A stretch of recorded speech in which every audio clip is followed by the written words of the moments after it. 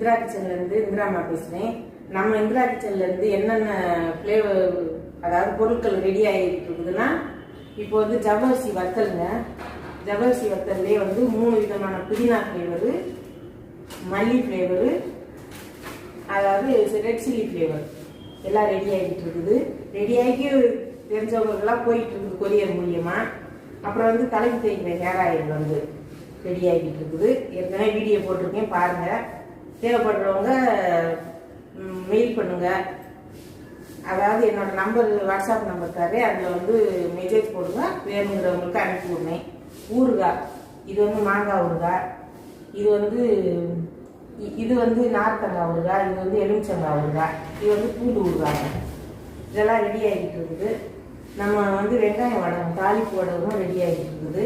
இது இப்போ வந்து ரெடி ஆகி போயிட்டு மிச்சம் உங்களுக்கு காமிக்கிறேன். மேலே வந்து காஞ்சிட்டு இருக்குது.